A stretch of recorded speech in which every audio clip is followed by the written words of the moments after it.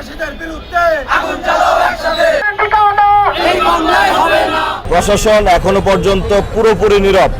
একটা আমাদের সাংবাদিক তুহিন ভাই হত্যা হয়েছে, প্রায় 12 ঘন্টা পার হয়েছে, এখনো পর্যন্ত সিঙ্গেল আসামি পর্যন্ত তারা গ্রেপ্তার করতে পারেনি। একই সাথে আমরা আরো দেখতে পাই পূর্ববর্তী যে হত্যাগুলো হয়েছিল সেখানে সেখানে আমাদের প্রশাসন আইওয়াশ করেছে। তারা প্রচন্ড লেভেলের চাপাবাজি করে থানাতে বিভিন্ন নিরীহ মানুষদেরকে আসামি বানিয়ে আমাদেরকে জাস্ট আইওয়াশ করেছে। আদৌ পর্যন্ত বিচারের মুখোমুখি করা হয় না এখনো পর্যন্ত কোনো মানুষকে, এবং আমাদের যে প্রকৃত খুনি তাদেরকে অনেকভাবে ছেড়ে দেওয়া হচ্ছে।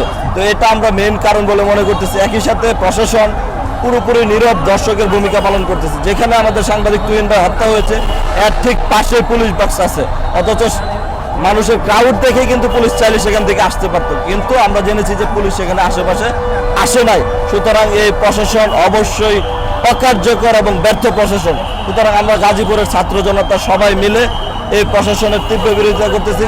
যতক্ষণ পর্যন্ত তারা সত্যিকারের আসামিদেরকে গ্রেপ্তার না করতেছে ততক্ষণ পর্যন্ত আমাদের আলটিমেটাম চলবে ইনশাআল্লাহ। গতকালকে যে দুজন সাংবাদিক আক্রান্ত হয়েছে, একজন মারা গিয়েছে।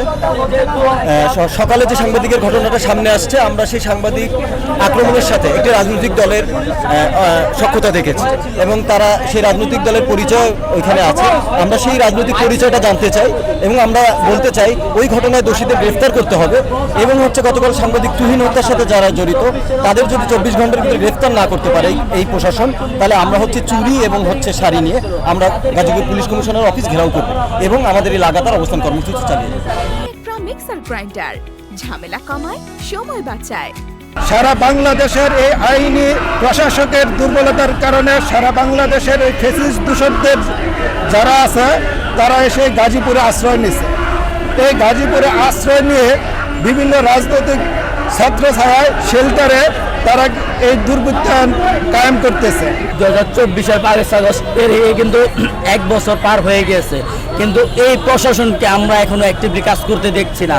হয়তোবা তাদের আপা চলে গেছে, এটাও একটা কাজ হতে পারে, বা গিয়া এই আওয়ামী লীগই কিন্তু এই প্রশাসনকে নিয়োগ দিয়েছিল। সুতরাং এই শোকে হয়তোবা এই সরকারকে হেল্প না করার কারণে বা হেল্প করতে আর ইচ্ছাটা না থাকার কারণে আমার কাছে মনে হয় এরকম হচ্ছে। না হলে কেন একের পর এক প্রত্যেকটা রাজনৈতিক দল, প্রত্যেকটা সাধারণ জনগণ তাদেরকে অবহিত করার পরেও তারা কেন এইসব বিষয়ে কেন এখনো পদক্ষেপ গ্রহণ করেনি? চাঁদাবাজের বিরুদ্ধে, ছিনতাইয়ের বিরুদ্ধে এবং যেসব আওয়ামী লীগ ফ্যাসিস্ট ছিল, ছাত্রলীগ, যারাই অরাজকতা সৃষ্টি করতে পারে, এইসব ব্যক্তি এখনো কিভাবে গাজীপুরে নির্দ্বিধায় নির্বিঘ্নে ঘুরতে পারে, যে জায়গায় সাধারণ জনগণ নিরাপদ নয়। এখনো এই তুহিন হত্যা হয়ে গেছে কালকে রাত 8টায়, এখন আজকে সন্ধ্যা হয়ে যাচ্ছে, একটা সিঙ্গেল ব্যক্তিকে তারা অ্যারেস্ট করতে পারেনি। তাহলে এই ডিজিএফআই, এই এনএসআই, এই প্রশাসন রেখে লাভটা কি? হয় তারা সরকারকে হেল্প করতে চাচ্ছে না, আর হয় তারা অথর্ব। যদি হেল্প করতে না চায় তাহলে আমরা বলবো তাদের পরিবর্তন প্রয়োজন, আর যদি অথর্ব হয়ে থাকে তাহলে তো আরো দ্রুত এদের পরিবর্তন প্রয়োজন। আদারওয়াইজ এই প্রশাসন দিয়ে এই বাংলাদেশের নিরাপত্তা ব্যবস্থা জোরদার করা কোনোভাবেই পসিবল না।